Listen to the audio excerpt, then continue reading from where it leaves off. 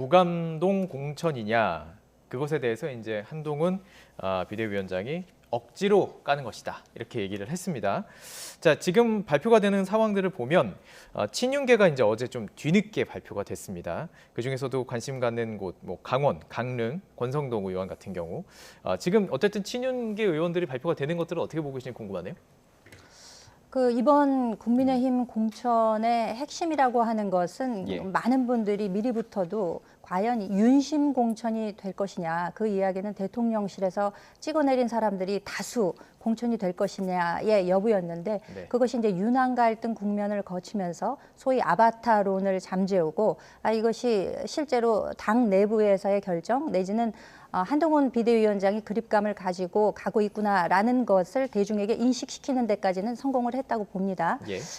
무서운 공천, 그러니까 조용한 공천이 이루어지다 보니까 이제는 감동을 주는 공천까지를 원하는 것이 이제 유권자들의 예. 판단이기도 할 텐데요. 네네. 이제 관심이 모아졌던 이원모 인사비서관의 경우에는 소위 뭐 양지로 분류된다고 하는 네. 그 용인에 이제 공천이 됐고, 맞습니다. 또 권성동 의원의 경우는 어떻게 될 것이냐 많이 관심이 모아졌었는데 역시 단수 공천이 됐죠. 예. 근데 이제 이렇게 일부 부분만을 가지고 결과적으로 친윤들은 다 공천이 된 것이 아니냐 이렇게 해석하기에는 사실 장제원 의원의 불출마 선언으로부터 시작된 네. 그 낙동강 벨트에서의 그 중진들의 재배치, 그리고 이어지는 뭐 김성태 의원이나 김무성 의원 등의 그 당의 조치에 대한 수용, 예. 이런 것들로 전반적으로 국민의힘의 공천의 경우에는 시스템적으로 돌아가고 있다라는 국민 인식이 어느 정도 만들어진 다음이기 때문에 네네. 이분들이 경쟁력이 있는데 친윤이라는 이유로 배제를 하게 되면은 오히려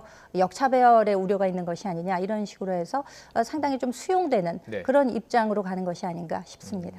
그 친윤도 이제 친윤도 뭐 이렇게 아까도 얘기했지만 뭐 명함 붙이는 게 아니기 때문에. 근데 지금 이원모 전 대통령실 인서비서관 같은 경우는 그 아내가 그 김건희 여사 동행했던 그 인물이죠. 예, 지금 네, 갑을 뭐 주게 된 그렇게도, 것이고 네. 용인갑 그리고 권성동 의원의 지역구 강원 단수 공천이 됐고 또 현역인 윤두환 의원이 불출마를 선언했습니다. 그럼 거기에는 조지현 전 대통령 행정관이 단수 공천된 것이고요. 이건 어떻게 보시는지? 이게 공천이라는 게 딱 우리나라 소선거구니까 건건히 판단을 하는 측면이 분명히 있습니다만 최종적으로 이제 결과가 축적이 돼서 한꺼번에 제시가 되는 거잖아요. 네. 근데 하나하나 따졌을 때는 그럴 수 있다라고 쳤는데 다 같이 모아서 보니까 예. 너무 지나치게 쇄신 공천이 안 되고 있는 게 아닌가라는 평가를 국민의힘이 받을 수밖에 없는 것 같아요. 예. 그리고 결과적으로 어쨌든 간에 권성동 의원을 포함해서 윤한홍 의원, 이철규 의원 등이 단수 공천을 다들 받았고 예. 그리고 장제원 의원이 이제 불출마 선언을 해서 물꼬를 텄는데 공교롭게 그 지역구는 장제원 의원의 최측근 인사가 예. 경선 없이 또 단수 공천. 공천을 받았고 이원모 비서관 같은 경우는 사실 강남에서 좀 이렇게 튕겨져 나갈 때는 어느 정도 쇄신 공천인 것처럼 그렇게 비춰졌는데 용인갑으로 단수 공천을 받았어요. 근데 용인갑은 사실 지난 총선 국민의힘이 역대 최악의 성적을 받았던 지난 총선에서도 당선이 됐었던 그 정찬민 의원이 이제 의원직을 상실하면서 무주공산인 지역구이기 때문에 결과적으로는 다들 많이들 좀 편안한 데로 가시지 않았는가. 초창기에 이제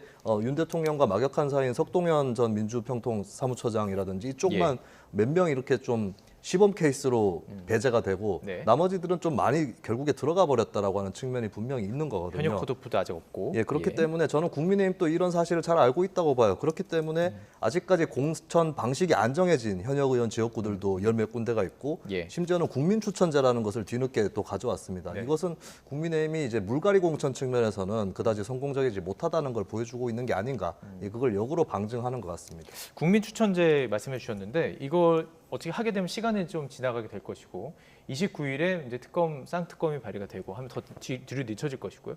국민 추천을 해가지고 쇄신이 안 돼요. 그냥 그대로 현역들이 다 살아남아요. 그러면 결국에는 바라볼 때 말씀하신 것처럼 쇄신이 안 된 거 아니야? 이런 얘기 들을 수 있지 않을까요? 그 쇄신의 개념을 어떻게 잡느냐에 따라서 좀 인식은 달라질 수 있다고 생각합니다. 네. 이제 과연 물갈이, 그러니까 기존에 있던 사람들을 쳐내고 새로운 사람들로 바꾸는 것이 쇄신이라고 볼 수 있을 것이냐. 어떻게 보면 양적 쇄신. 그렇죠. 예. 20대, 21대를 좀 되돌아볼 필요가 있을 것 같습니다. 네. 뭐 당시에 물론 뭐 여러 가지 이제 소음이 많았었죠. 뭐 옥새 들고 나르샤를 비롯해서 돌려막기 공천이다라는 최악의 공천이라는 평가를 아직도 받고 있는 지난 국민의힘 공천 당시에 과연 그렇다면 쇄신이 적었느냐?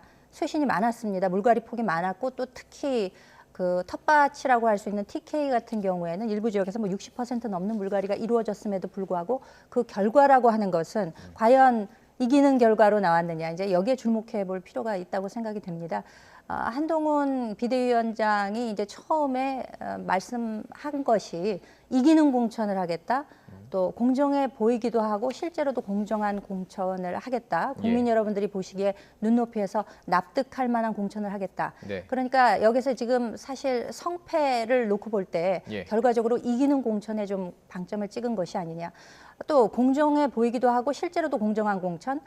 제가 보기에는 이 정용환 공관위원장이 굉장히 보기에도 일단 형식 면에서 시스템적으로 잘 돌아가고 있다는 인식을 주는 것이 네. 민주당과는 달리 면접을 하고 나면 그다음에 바로 발표를 했어요. 네. 그리고 이번에도 역시 경선을 하고 난 다음에 바로 발표를 했죠.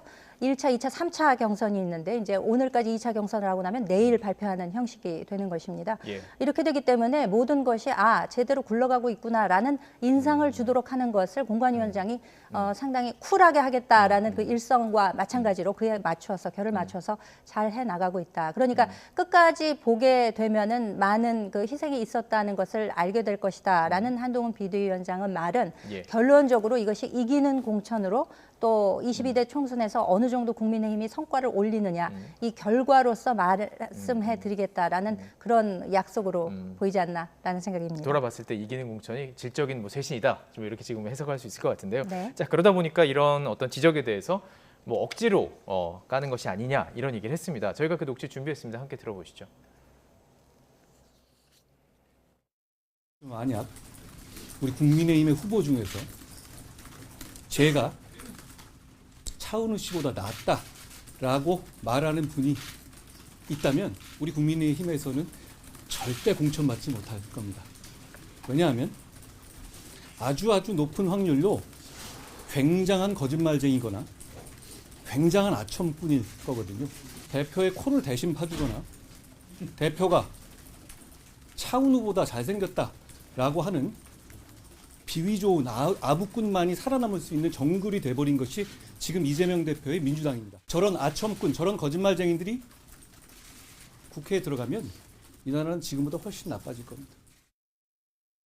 네, 어제 19분간의 출근길의 문답 과정에서 이재명이라는 단어는 7번, 민주당 12번이 언급이 됐습니다. 그러니까 이런 이제 뭐 억지로 이제 깐다는 얘기는 함께 이런 얘기를 했던 것인데 그러면서 이제 안규령 그 민주당 상근부대변인의 과거 발언도 겨냥을 했어요. 제가 이거 그냥 원본을 다 좀 봤거든요. 보니까 이게 1년 전에 그리고 그러니까 그 진행했던 그 친구는 뭐 동기더라고요. 과 동기. 약간 재밌는 분위기 있어서 나온 것들은 맞습니다. 그래서 이 과정들은 어떻게 또 이런 네. 발언들에서 어떻게 생각하는지 듣고 싶네요. 그러니까 예를 들면 안규령 부대변인이 그렇게 활동을 지역에서 많이 하지 않았는데 전통적 강세 지역인 도봉에 공천받는 건 지나치다, 네. 뭐 무리다 이렇게까지는 저는 평가할 수 있다고 봐요. 근데 지금 한동훈 위원장이 뭐 너무 현미경을 들이대고 확대 해석을 지나치게 한다라고 하는 게 일단 그 이재명 대표 코를 파준다 이런 표현을 했는데 그게 이제 박찬대 최고위원이 같이 가는 길에 뭐 얼굴에 이렇게 뭘 얼굴 떼준 묻은 적이 거에 있는데 떼는 자세히 거죠. 보면 이제 코는 아니고 이제 예. 광대뼈 쪽에 이렇게 떼는 거. 예. 근데 그걸 가지고 너무 지나치게 좀 몰입해서 본 게 아닌가 싶고 안규령 부대변인도 일종의 밸런스 게임, 예능적인 요소를 갖고 있는 그런 얘기를 한 것이고 저 상황에서는 사실 이재명 대표가 더 잘생겼다고 해도 웃음 포인트고 거꾸로 이제 차은우 씨가 더 잘생겼다고 해도 이제 대표를 배신한 것처럼 돼서 웃음 포인트가 되는 거거든요. 예, 예. 근데 그걸 무리하게 지금 끄집어내서 하고 있다라고 하는 걸 분명히 지적을 할 수밖에 없을 것 같아요. 그리고 한동훈 위원장 같은 경우도 예를 들면 한동훈 위원장이 인사청문회 때 예. 다른 논문 문제가 이제 비화가 되지 않았습니까? 그때도 보면은 모 의원이 국민의힘에서 뭐 이것은 다른 사람에게 피해를 준 건 아니다라고 예. 인터넷 용어로 거의 피해 실드를 치는데 사실 그 논문을 보면은 약탈적 학술지에 실렸고 60%의 표절률을 갖고 있는 논문이었거든요. 근데 예. 그때 그 말씀했던 의원이 얼마 전에 단수 공천을 받았어요. 근데 네. 그걸 가지고 그때 인사청문회 때 피해 실드를 쳐서 단수 공천 받았다. 이렇게 얘기를 해도 괜찮은 것인가? 입장 바꿔서 한번 제가 여쭤보고 싶습니다. 예, 알겠습니다. 자, 그렇다면 이렇게 현미경으로 들여다보면서 그런 부분들을 말씀해 주셨고 이제 남은 아직 문을 열지 않은 지금 강남과 TK 지역의 공천 결과가 지금 남아 있습니다. 이것과 맞물려서 과연 정말 끝까지 정말 조용한 공천이 이루어질 수 있을까요? 어떻게 보세요? 글쎄요, 뭐 어느 정도의 소소한 잡음들이 일어날 가능성도 있다고 봅니다. 네. 그 고차 방정식이 남아 있다라고 공관위원장 스스로가 이야기를 하지 않았습니까? 쉬운 숙제부터 푼 것은 사실이고요. 그것은 뭐 민주당도 마찬가지가 아니었나 싶습니다. 예. 전략적으로 전체적인 그림을 볼 때 쉬운 숙제부터 해 나가면서 점차 이렇게 좀 난이도가 높아지는 이런 것도 어떻게 보면 만약에 처음부터 계획을 했다면 상당히 국민의힘에서는 이런 전체적인 그림에 있어서 전략을 가지고 임한 것이 아닌가라는 이런 생각을 해보게 되고요. 예. 이제 앞으로 남아 있는 지역이 이제 주로 텃밭이라고 인식이 되는 TK 또 강남 지역이기 때문에 여기에서는 지금 뭐 국민추천제 등 여러 가지 좀 보완 요소를 마련하고 있기 때문에 여기에서 좀 소소한 감동이라도 국민 여러분들께 보여드리고 또 혁신이나 쇄신의 이미지를 좀 여기에다가 첨가를 할 수 있다면은 네. 상당히 국민의힘 입장에서는 좀 고무적인 결과를 기대해 볼 수도 있지 않을까 그런 예측을 해봅니다. 알겠습니다. 그래서 여론조사를 좀 준비해봤습니다. 여론조사를 보면서 이야기를 좀 하면 좋을 것 같은데요. 먼저 리얼미터에서 진행한 여론조사 함께 보시죠. 추이를 보시면 좋을 것 같아요. 이게 퍼센트 포인트 뭐 차이는 이게 결국에는 오차범위 안에 있는 거기 때문에 어쨌든 지금 이렇게 흔히 말하는 골든 크로스. 그러니까 지지율이 낮았던 곳이 높아지고 높았던 곳이 낮아지는 현상이 지금 나타나는 것으로 지금 보여지고 있습니다. 어떻게 분석하세요? 뭐 여야 양쪽의 원인들이 겹쳐서 일어나고 있는 것은 분명해 보입니다. 일단 이 총선이 다가오게 되면 대통령 평가가 긍정, 부정 평가를 우리가 하잖아요. 보통 때는 절대평가의 성격을 강하게 띱니다. 네. 근데 총선이 다가오면 상대평가의 성격이 좀 더 커지거든요. 그러면 이제 윤석열 대통령을 지지를 했는데 실망해서 떠나 있었던 사람들 입장에서 최근에 민주당 공천 파동이라든지 이걸 봤을 때는 가령 이렇게 생각할 수도 있어요. 그래도 이재명 대통령보다 윤석열 대통령이 낫던 건가 이런 생각을 또 할 수도 있습니다. 그리고 예. 최근에 그 의대 정원 확대 문제가 있는데 국민들이 뭐 초당적으로 압도적 다수가 찬성을 하고 있는데 어쨌든 집행 권력을 쥐고 있는 현 정부가 이거를 드라이브를 걸고 있거든요. 예. 마치 4년 전에 코로나19에 대한 선방으로 문재인 정부 인기가 올라가고 민주당이 또 총선에서 덕을 봤듯이 국민의힘도 어느 정도는 의대 정원 확대 문제에 있어서 좀 덕을 보고 있지 않은가. 물론 앞으로 이게 너무 장기화가 되고 네. 불상사가 일어나면 이제 정부나 여당 또 책임을 그만큼 져야 되는 부담은 있겠지만 현재로서는 의대 정원 확대도 좀 무시 못할 효과를 끼치고 있는 게 아닌가 그렇게 보여집니다. 그렇습니다. 지금 보면 대통령 국정수행 평가도 다시 한번 말씀드리지만 오차범위 안에 있기 때문에 여러 번 조사하면 이게 바뀔 수 있다는 의미이긴 하지만 추이만 살펴보면 뭐 부정평가는 내려가고 있고 긍정평가 올라가고 있는 상황. 이게 결국에는 지금 저희가 정리했던 것처럼 골든크로스에 영향을 줬다고 보십니까? 그렇죠. 흔히 뭐 대선의 경우에는 이제 전망 투표라 하고 이제 총선은 회고 투표다 뭐 이런 성격 규정이 있고 또 특히 이번에는 윤석열 대통령의 그 정권 중간에 있기 때문에 정부를 심판하거나 견제하려는 성격이 있는 것이 이제 분명합니다. 네. 그럼에도 이제 한동훈 비대위원장의 등장으로 한동훈 효과가 소위 있었고 방금 말씀하셨던 것처럼 그 여당 프리미엄으로서의 어떤 그 정책적인 그 실제로 실효적인 효과를 기대할 수 있는 여러 가지 것들 그리고 무엇보다 민주당에서 자중질환으로 인해서 이런 공천 내홍이 상당히 극심해지면서 네. 이에 대한 반사 효과 등이 이제 종합적으로 연계가 되면서 여당의 지지율이 좀 상승하고 예. 또 민주당은 좀 지지부진한 이런 모습을 보이고는 있으나 그러나 뭐 이 지지율이라고 하는 것이 반드시 선거 결과로 이어질 수 있을 것이냐는 또 다른 논외의 입장이라고 생각이 됩니다. 네. 특히 의석수가 많은 수도권 등에서는 예. 과거에서도 보면은 뭐 몇천 표, 몇백 표 차이로도 당락이 엇갈리기 때문에 예. 국민의힘 입장에서는 이 지지율이 지금 뭐 골든크로스가 나타나서 상승했기 때문에 전혀 안도할 입장은 아니라고 생각되고요. 예. 이제부터가 가장 중요하기 때문에